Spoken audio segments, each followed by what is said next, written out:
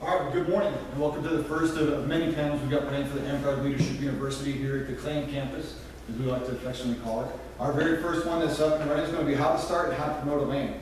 We've got an all-star cast starting off to the left is Collin in red from the mighty Kingdom of Westmarch. To his to the left, your right, maybe, we'll see how it goes, is Caliana. And then beside her is Gorin. And then on this end is Tyedye. So we'll give them each a couple moments just to introduce themselves and give some of their own thoughts on how to start promoting the land. And we'll take some questions and encourage some discussion from there, okay? So without further ado, Collin. Collin McAfee from Thor's Refuge, Kingdom of Westmarch.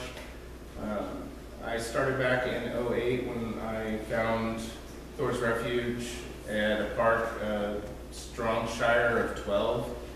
And in the next 6 months, my wife and I, using various techniques of social media and Craigslist and business cards, built the land up to about 80 to 90 people.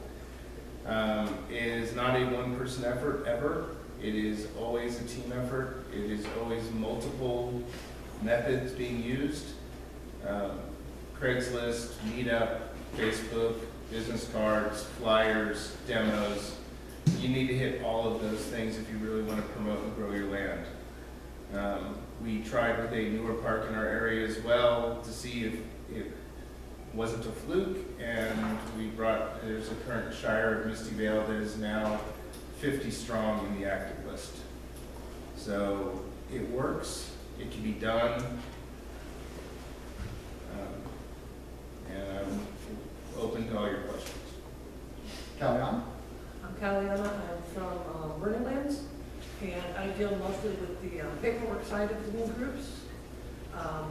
If you have questions on contracts, please ask before you send them in, and Tyedye or myself will answer those for you. And another thing, when you're looking at starting a new group, if you are currently in a group and there are political or personal differences, leaving and starting another park in the same area is not the answer, because then both parks will fail. When I started this game, I started in Amtgard right after a park had split. It was a very strong, active duchy. There were political differences. The park split. Within 5 years, neither park existed anymore. People need to learn to work through the issues to keep their park going instead of take my ball, I'm going to go home and start a new. Gorin. Good morning, my name's Gorin. I'm from the Principality of Northreach, which is up in Alaska. I started playing Amtgard in 2000, and we had a small shire up in one of the northernmost cities in Alaska. And today we've got a Principality, 6 chapters, and the park I play in has an average attendance of about 65 to 75 that show up every Saturday. It was a little bit challenging because I could probably give an 8-hour lecture on how to start and promote a park. So we'll try and keep it brief. I'm going to touch on a lot of different things real quick. If you have questions, let me know. But more than anything, it's really important to have a plan. If you want to start a park in an area and you move to a place, you're like, I want to hit people with sticks, but there's no one here to do that with, you need a plan. You can't just make some flyers and go out there and do it. And you can, but it's challenging. Like Collin said a little bit, you can't do it by yourself. If you try, you're in for a struggle. So the first thing you want to do is develop a core of people that support what you're doing and are going to help you do that. It's also really important to know what it is you're doing. Not necessarily as far as building the group, but as far as if you're going to make an Amtgard chapter, know a little bit about Amtgard. That might mean that you take time to do some research first. Learn what Amtgard is in the grand scale, learn what your resources are, so that you can become the subject matter expert when you start attracting new people. And they can learn to rely on you to help integrate them into the organization. The other thing that you need to be prepared to engage are your time and resources. It's not something that you can do a couple hours a week and really be successful at. You have to be willing to put in the time, energy, and sometimes even monetary resources. If you've got one sword, you don't have a park. Those got to come from somewhere, and your new players aren't going to have them. So you got to be prepared for that. So if you establish a core of people, you get yourself some gear, you get knowledgeable in what you're doing, you're ready to find a place, and that's pretty critical to the birth of your group. You got to find the right place. And so feel free to scout it out. Every city has multiple parks. Don't just find the first one or the closest one to your house, unless you don't have a car. But there's a huge level of importance to where you play, because once you settle on something, it's really difficult to change it without setting your group back. Consistency of information is probably one of the most critical things that you can ever engage in the building of a park. So find a really great park, something with just enough visibility that people can see that you're there, but enough seclusion that shooting people with arrows isn't going to hit somebody walking by in a stroller. That's important. I've been to some parks where, they play 50 feet from a road, an active, busy road, and you can't shoot arrows in that direction because you're going to hit a car. And that's normal. If I was starting a park, that would not be my first choice. Days and times, that's really important. You need to find something that works for your core group, but you also got to find something that's going to be convenient enough to attract new members. So day and time is critical. And once you settle on it, changing it becomes something that's going to set your group back. So you're not going to want to do that. Communication, there's a million different ways to communicate. You need to pick more than one, and they need to be different. So Facebook, awesome. Forums, email, awesome. Face-to-face, critical. Right? You have to be conveying information face-to-face. A lot of parks don't do that, and I think that's inhibitive on their success. Sitting down with your group once a week for 5 minutes just to go over announcements and calendar stuff can make or break a group. So be prepared to communicate in a variety of forums. If we're starting an Amtgard group, battle games are the key to your success. You have to run them. You have to run lots of them, and you have to run a huge variety of them.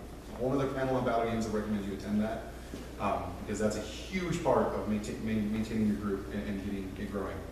We talked about consistency. Be consistent on what you're doing. Do it at the same time every week, and do the same sorts of things. Let people learn to know what to expect. If you start battle games at noon on Saturday, changing that after you've established it requires a tremendous amount of communication, and people still aren't going to get it. So once you've got it in their head, leave it there as much as you can. Lastly, there's a lot of other things, but I don't want to take up a ton of time. Inclusion. All right. We are an organization that attracts a demographic of people who are not the most socially well-adjusted people. A lot of times it's going to be up to you to really put a lot of effort into making them feel included. And in order to do that, you have to be prepared to deal with a wide variety of people. And if you're going to be the leader of your group or the face of your group, that's a skill that you need to develop. Because you're going to have people in your group, especially once it gets bigger, that you don't get along with. And you got to find a way to get along with. And establishing a variety of activities that speak to the diverse group that you're trying to develop will help with your inclusion as well. So there's another panel on how to move forward with your group in long-term planning. So if you're interested in that, I recommend you attend it. But for the basics, those are some kind of bullet points on where you can focus to really get your group started. Tyedye? I'm Tyedye, and I am the mistress of the Shires, as Lyndon has named it. I'm the person who gets new groups set up on the org and wiki. Caliana and I both respond to any questions that come in, but I troll the Facebook to look for any new groups forming and help walk them through the process. So the most important thing is filling out your contract correctly. And that is something that a lot of people do incorrectly. There are instructions on the Amtgard.com site beside the contract.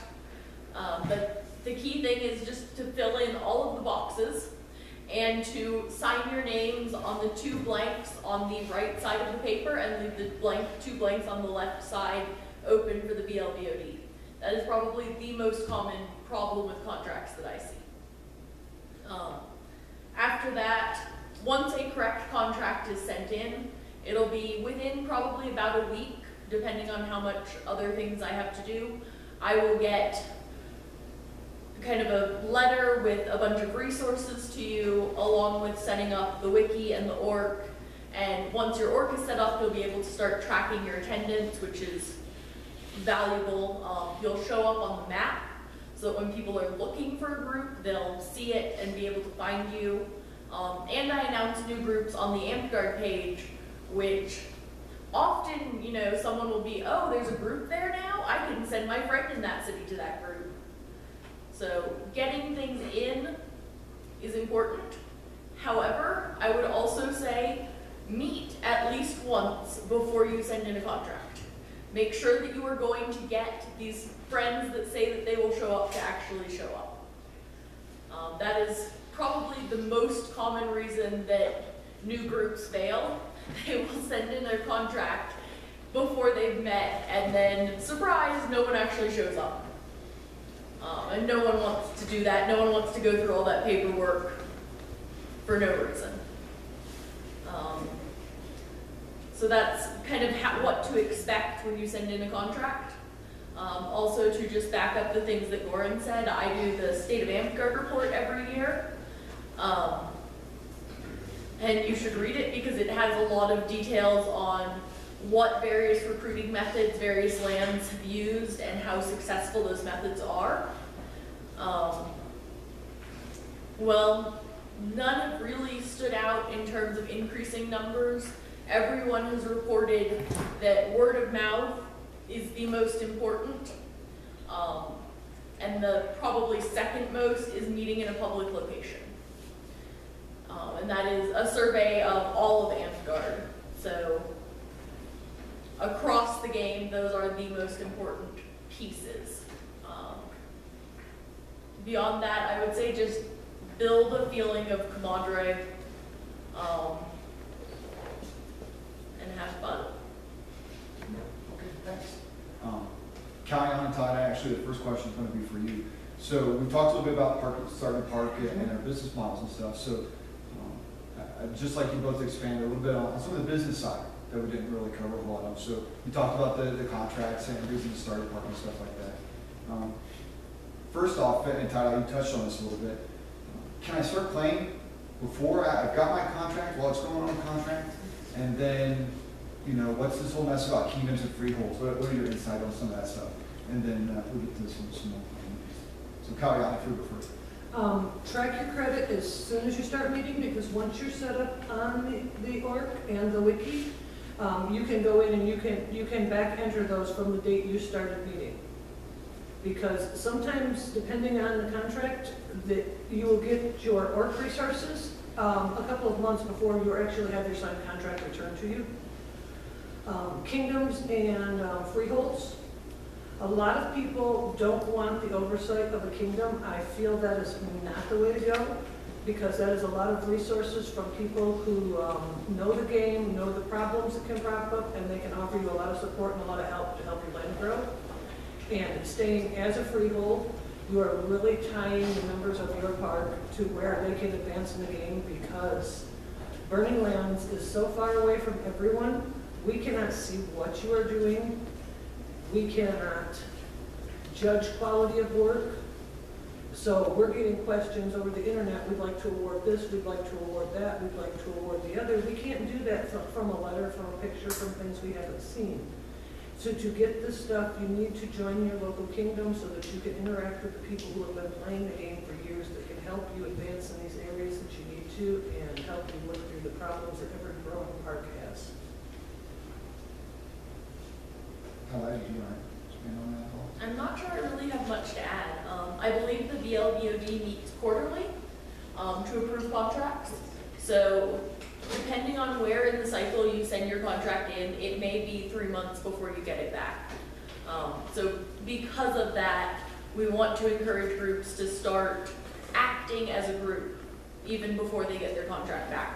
So long as the group is kind of acting in good faith and working on getting a contract in and that kind of thing, you know, we're not going to be upset. Now, don't play Amtgard for a year, you know, without a contract. That's a problem. But, you know, taking a month or so before you send the contract in, and then the 3 months, you know, of waiting for the contract is okay. Okay, Caliana, you had something? Once your contract's sent in and Tyedye sends you out that package, most likely, there's probably 99.5% chance your contract is going to be approved. Because before it actually goes to the BOD, Tyedye and I check the distances, we check the names, we check the people against different databases, and everything is ready to go. We don't even take it to the BOD until we pretty much are guaranteed that it's going to, we know everything's in place and they just need to put a stamp on it. Okay, so let me run this scenario past you. So I'm a very eager and very excited Amtgarder. I played it maybe before, or I found a link on Facebook or whatever. And I've got maybe 2 or 3, but they're my gaming party, right? We usually get together on Friday nights, we play whatever game, maybe it's video games, maybe it's Dungeons and Dragons, who knows what. How do I get to that next step, Collin? You talk about recruiting and stuff, so how do I get to that next step to get to the Shire numbers and really get that recruitment boom that you were talking about earlier on?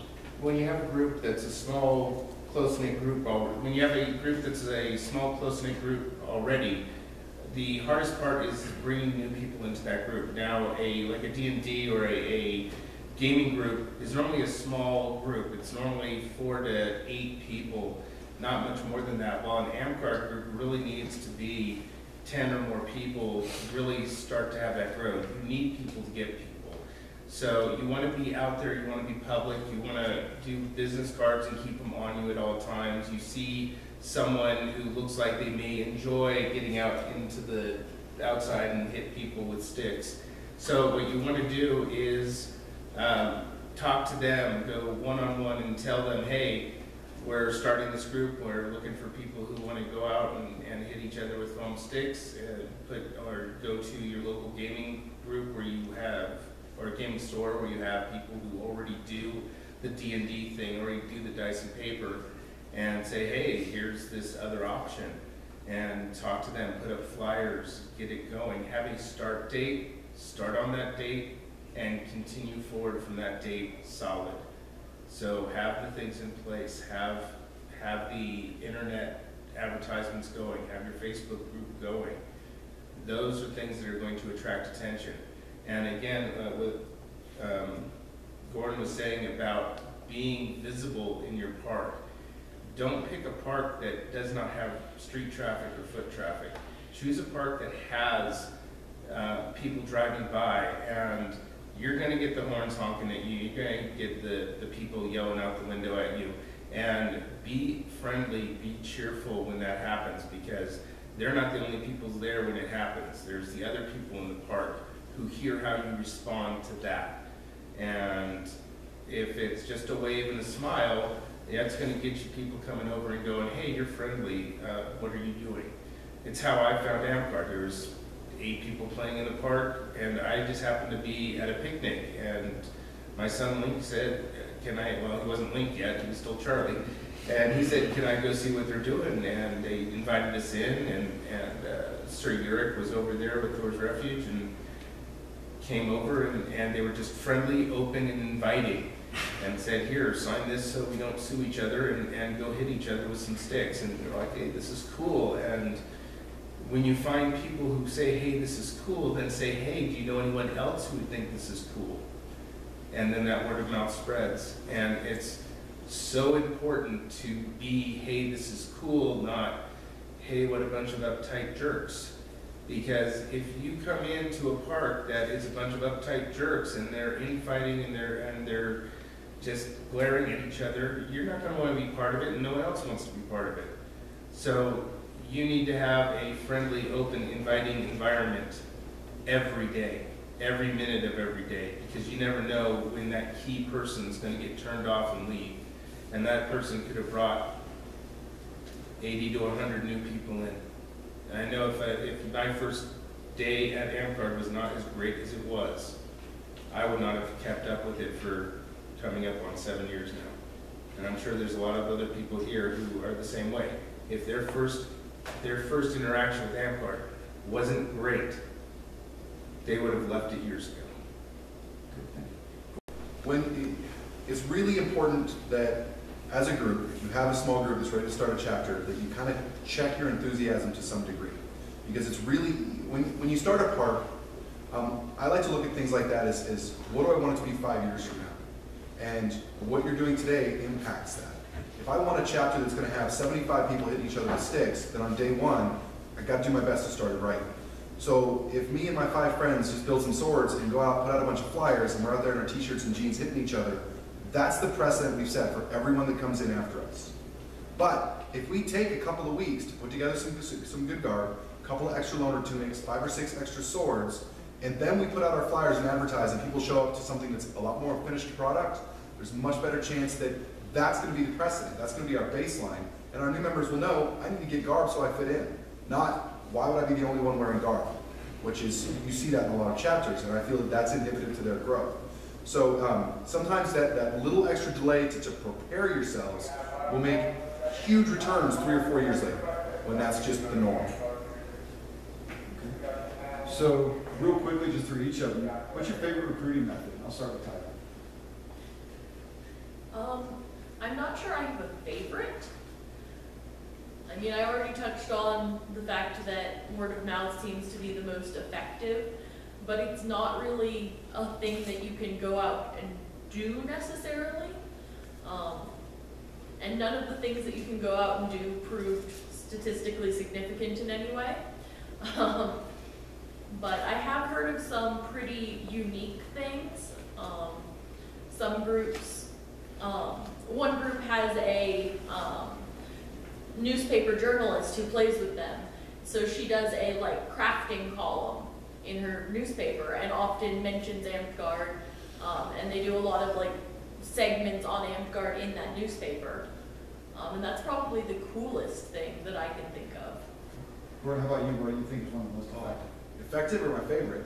Sure. There's a huge difference. I mean, word of mouth is hugely effective. It's also one of my favorites because it tends to bring in like-minded people. But my all-time favorite, in my principality, we have a professional demo team.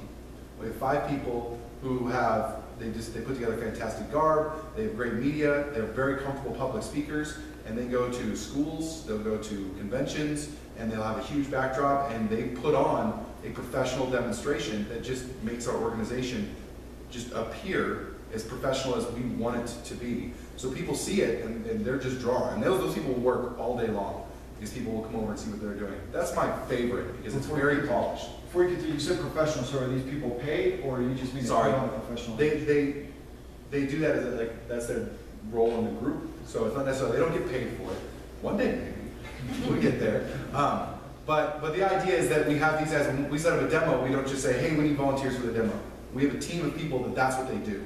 And they're prepared for that. So it makes a huge impact. And the people that come by are like, I didn't know this existed. And then they start talking like, man, this is just amazing. How do you guys hide this? And we don't. But we'll do conventions and we'll get 500, 600, 700 email addresses for people that want us to email and follow up. And the return on that is obviously not super great, probably 5%, but 5% of 500 is a lot of people that you get to show up. And then everything falls back to retention. So no matter what your favorite recruitment is, if they're not coming and experiencing something awesome when they get there, it doesn't matter. You gotta sell and follow through with your product. So. Well, Caliana, you probably got an interesting perspective because you get to see them all. So, what do you Ours, honestly, for our park, because we're an extremely busy park, we have multiple weddings, quinceañeras, birthday parties, everything going on there every weekend. And our field we fight on has actual stone bridges on each side, so we draw a crowd, and they'll line the bridges. So we have a couple of members that are extremely good with talking with people and very outgoing. And they'll go up and they'll go into the crowds and they'll talk to the people and they'll take them off to the side, and we'll have people out there in tuxes and wedding gowns with slinging swords at each other. We've been in, I don't know how many people's wedding photos that I don't know. But it's a lot of word of mouth around the park. You get your people who are very articulate and good, we'll take their kids off to the side, give the kids some swords, let them work with each other. And just drag them in like it's a big family and make them feel really welcome. That seems to be the trend, right? I mean, Collin, you hit on that earlier, that a lot of it is that initial impression and making sure it's a little bit welcoming and stuff. So, Collin, did you want to add anything? Demos, the demo team is awesome. And if you don't have one, don't let that stop you from doing demos. My favorite demos have been junior colleges and high schools because those are really good recruiting grounds. It's the right age group to get in. But don't forget the kids, because if you get the kids, you get the family. That's how they got me. My 10-year-old son got in, and that's how they got my whole family. we don't necessarily want to be recruiting, 5-year-olds for the field. We want to be recruiting 14 and up. But the 13 and up, 12 and up, those are really good breeding grounds for new members. And these people are going to stick around for a while. Junior colleges, we had a demo, our first junior college demo with Thor's Refuge was, there were ditch lines, 150 people in a ditch line on one of the days at a junior college. These are people who got trained for like 10 minutes, we're only teaching melee, and they got to swing the swords and they got to hit each other and they loved it. And yes, from a demo where you even have thousands of people saying they're interested and you get 10 out of it, actually that's successful. And we had 7 or 8 members from that original demo who are to this day still active in Amtgard, who are helping start and lead lands, who are attending various, I've got my man-at-arms here today who was recruited through one of those demos.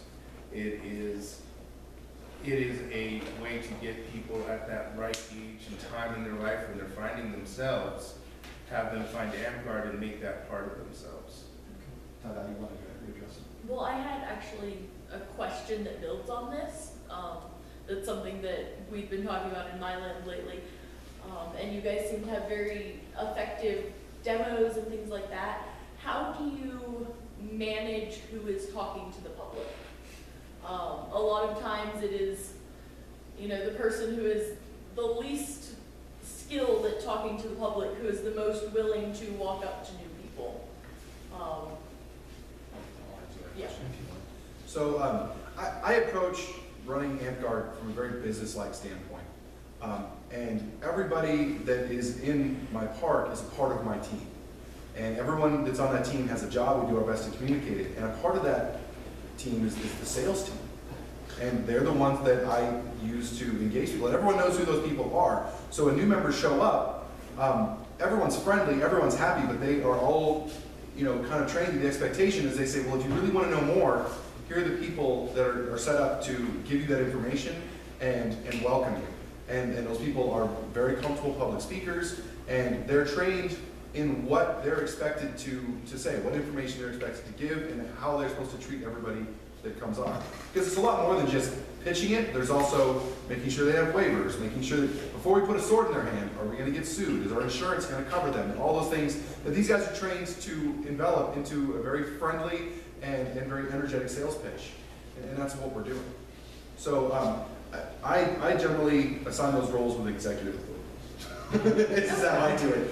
But you can also ask the group, hey, does anybody want to do this? These are the skill sets we're looking for. If you feel very strong in those skill sets, come on over here. Not everybody's going to get this job, but we're going to do our best to give everybody a role and get them involved in it. It almost seems like the restaurant model where, every member of the staff waves to you and they say good morning whenever you walk in, but there's a host or a hostess that's there ready to greet you and get the ball rolling, right? And that model works really well. So on that, and we're talking about still get some things going. So Collin, earlier you mentioned using things like Meetup and whatnot. So let's talk social media. When you're using it,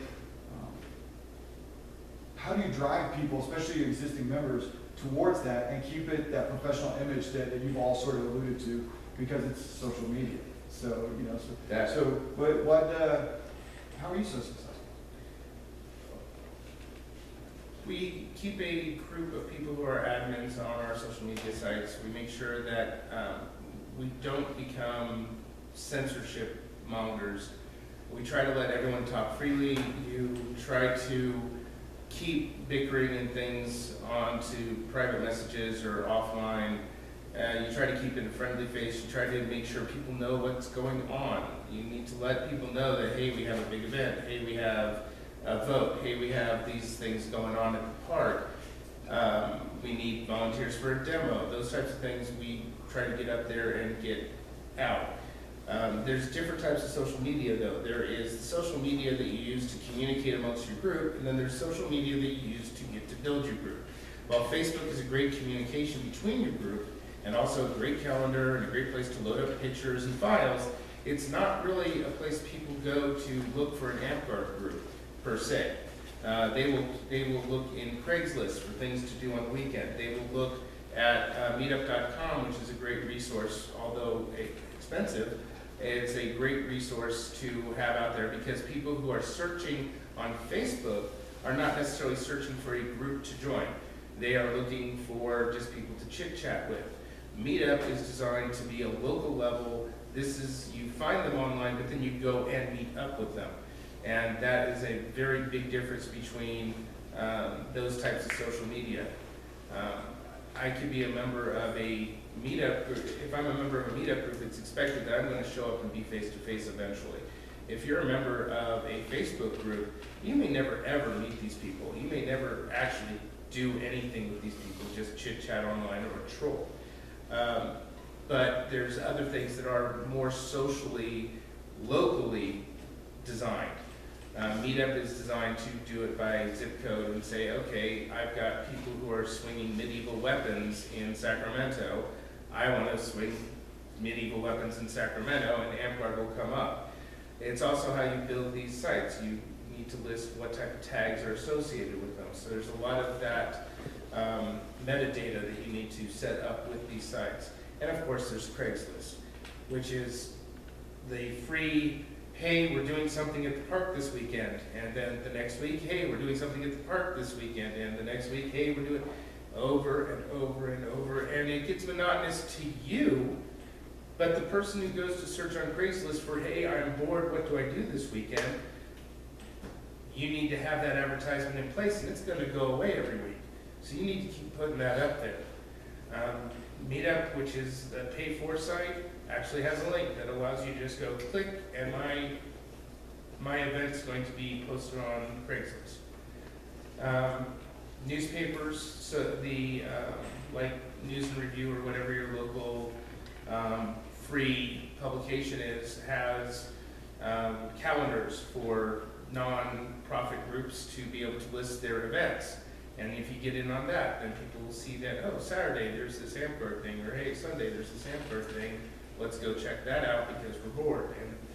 And a lot of people come to Amtgard because they're bored, but they're not always bored. So you got to always hit them when on that one low in their life to get them out there. Okay, thank you for that. Okay, so here's our scenario then. All right, we've got our contract right. We've been playing for a couple of months. That's good to go. I've got my core members. We got 5 to 15 on a good day. So we're comfortable with where we're at. Your guys' perspective, I'm going to go down the line on this one. Caliana, I'm going to start with you. What do you think is going to be my next big stumbling block? What after that? So once they've got a couple months under the belt. This is when you're going to start hitting the growing pains and trying to expand. You're going to find you don't have the members that you want to run the bigger games and things like that, and you're going to have to really start pushing on your recruitment to get more people out there. And this is when your other local groups in your area, your larger groups and your kingdom groups are going to be able to help you. You're going to be running into elections. You're going to start seeing some of the political stuff that happens in Amtgard, whether we want it to or not. And so when you start hitting these growing pains, a lot of these little groups will implode because they don't have the resources and they don't have the contacts to work through them. And this is where they need to have gone out and they need to have the other groups that are in close proximity to them that they can actually tap to say, hey, this is what's going on here. How would you have handled this? This is what we need. People who are close enough to come out to their land and see what's happening, which is why joining the kingdoms is very, very important. Gorin, how about you? Stumbling blocks? This is my favorite part of a group's life, You're honestly. running the clock. Yeah, I know. So I'm in a slightly different situation where proximity to parks is not an option. You know, you're hours and hours away from the next park in Alaska when you start a group. So this is the part where you get to transition from the mentality as a leader of I have a dream to we have a dream. And this is where you get to sit your group down and say, what do we want to do? What are our expected behaviors? What do we expect new members to see when they come in? Where do we see ourselves in 3 years? Because you can't, you know, with a Shire of 5 people, you can be a dictator and be successful with 5 people. 15 people, 20 people, 30 people, it doesn't work anymore.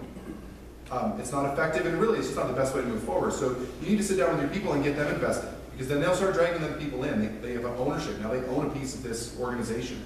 And that's absolutely critical to your success, is making sure that every single member of your group feels that they own a piece of what's going on. You do that, and your drama goes right down the tubes, because everyone feels like they own a piece of it. And you don't have infighting. You have people that are volunteering for leadership. They don't feel like there's this cool kids club of 5 people that run everything. And you've got to get past that, or your group will die. So, it's a really, really cool transition phase for your group when you go from shire to potential barony, and you're looking at that growth, and you become a true organization and less of a club of 5 people. So a big one, it sounds like getting a good broad spectrum of personal investment, as Yes. opposed to, even if it's I'm working sales team, so I'm not running the park with somebody that we're finding and getting everybody. Everyone has a job to do. And if you guys have ever engaged with a group, you can only actually accomplish so much with 2 hands. But if you have 40 people, even if they're only doing 1/10 of what you can do, you're still accomplishing 4 times what you can do on your own. And that's the key to success. You get everybody doing something, no matter how small. And they own that. They're proud of it, and they want to come back and do it some more. They want other people to come in and see it. They want everyone else to experience that feeling of inclusion and teamwork. And if you've ever been on a sports team or in a theater production or anything, that feeling of community and teamship, whatever, is critical to the success of any organization. And that's where you find it. That's where it happens, is when you push past that 15 people mark. Collin, would you like to add anything? That moving it from the core group and expanding that core group so it's not a core group anymore, it's the whole group doing the work, is very important. You get a lot of people who will just be there to swing foam, and they don't want anything to do with any of the political, any of the building of the park. They don't want anything. They're just there to swing foam. Those people are a great part of your park, and you need to include them in what you're doing. But you also have to have those people who are willing to do that a little bit more, who are able to even just hand out business cards to them and say, hey, if you see somebody who looks like they might be interested, have that. And also, you want to have the entire park behind the idea for growth. Because the worst part is if you have a core group that says, you have part of your group that says, hey, we want to move up and we want to become a barony, and we want to build our park. We don't want to be stuck on these small games. We want to be able to build up and have these huge battles. Then you really have to have the whole park behind you. Because if half the park is happy with a 15-person park or a 10-person park and don't want the growth, they like what they have going on, then you have people working against you. And if they're neutral, that's fine. If they're working with you, that's great. But if they're against you, it's going to bring the whole thing tumbling down. So you have to really get buy-in from the whole park. At least make sure that they're not against you, because if they're against you, it's not going to succeed. And it's definitely going to be an uphill struggle. Tyedye, I mean, I think Gorin hit the nail on the head and then didn't focus on it. It's possible.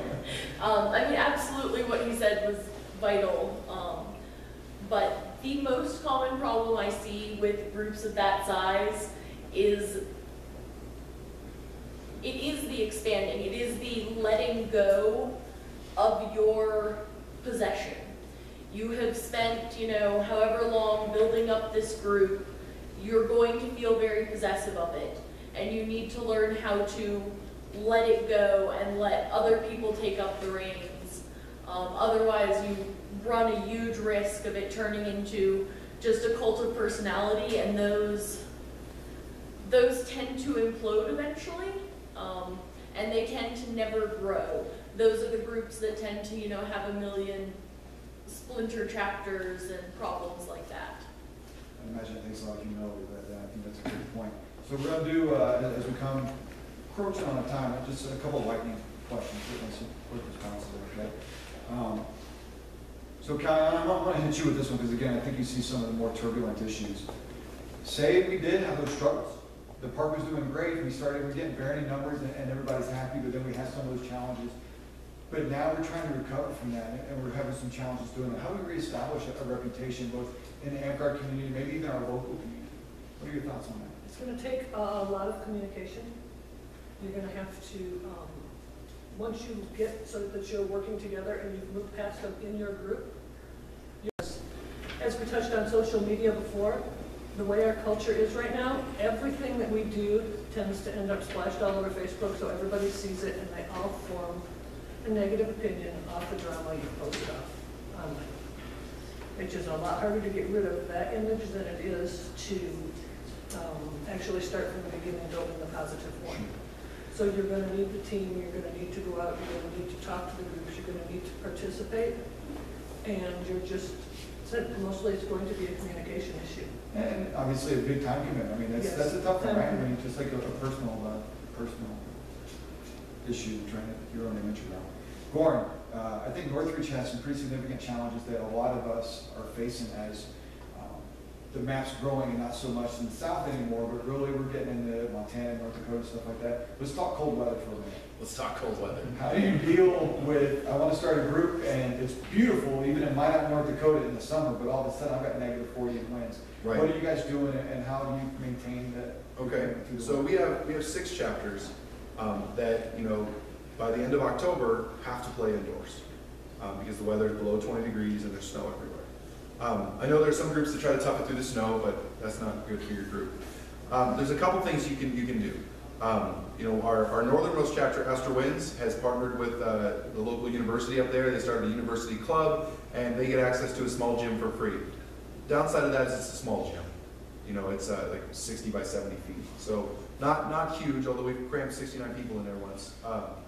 And you know, the other groups, like our largest group, the Duchy of Blue Moon, rents an indoor football field. It costs them $165 an hour. So you start looking at the logistics of money, and that's a challenge. You do have to do a lot of fundraising. But the one thing that I would challenge any group in that area, it is better to provide a quality experience and charge for it than to have a free experience that is crap. Okay? We've managed to maintain, in our largest duchy, an average of 45 to 55 people through the winter while still charging them $5 a week to play. And that only covers half the site fee. So don't be afraid of that, because it will not kill your group. A lot of people think that if we start charging to play Amtgard, and we're not charging for the privilege of playing a game, it's a site fee. But if we start charging it, it'll die. The only reason it exists is because it's free. And that's not true. Your poorest member can scrounge up $5. And if you can't, I guarantee there's somebody in your group that will cover them. That happens all the time. So, so what we have is 2 hours a week where we cram in 4 or 5 battle games. You know, and so it's a huge quality experience. People are exhausted when they're done, and it's totally worth $5. I mean, that's 2 Red Bulls. You know, it's really not that much money. So that's a challenge. The great thing about that is every other sport in your area is also using those kinds of facilities. So if the facilities are large enough, they're there at the same time as you. And so there's a lot of exposure from other athletically minded people, which is a great demographic to get in. You know, and if they're playing baseball or something like that, they're already wearing funny clothes, so they don't really mind. So that's, I mean, that's a challenge and a way to overcome it. Okay, panel members, thank you for your time. We're going to do a quick 30 seconds or less wrap up of anything that you wish you had said, but didn't get opportunity. And Tyedye, we'll start with you. You're welcome. I mean, I think I said everything I have to say, at least. If you have any questions, feel free to contact me. I'm on Facebook as Sarah Tyedye, and I'm on pretty much all the groups. So I'm able to answer questions, guide you through the process. I also work with the org and the wiki and everything. Collin? It's free to play Amtgard. It's not free to build a park. And expect to have to fundraise or get money somewhere somehow. So just keep that in mind when you start building, that it's going to take money to do it. Okay. And resources, I think. Resources. This theme right all around, this time and everything. Gorin, how much stuff? Yeah, it's just it takes time. If you want to build a park and you want it to be successful, strap in for the long haul. And Rome wasn't built in a day, and neither will your park. Caliana? Yes, again, on the time commitments, you have to have the time. It's going to be working a non-paid job to grow your park successfully. And you're going to need the support of the members in your park and be able to delegate part of that. Like Tyedye, you can find me on Facebook under Diana Windsor, and I'm also a member of a lot of the groups, and we can put you in touch with resources and stuff in your area. And another thing, please keep your drama in your park and not online, because once you put it all over Facebook, you're running off potential members. Because if I want my children, my teenagers to come to your park and I get online and see everybody arguing and fighting and swearing at each other, I'm not going to come back and I'm not going to take my children out. Okay, so like you said, starting a park, running a park, and everything else takes a lot of time. You guys donated a lot of your time, as did everybody who watched this either online or just came and sat on the panel. I really appreciate that. So if I could, a quick round of applause for our panel members.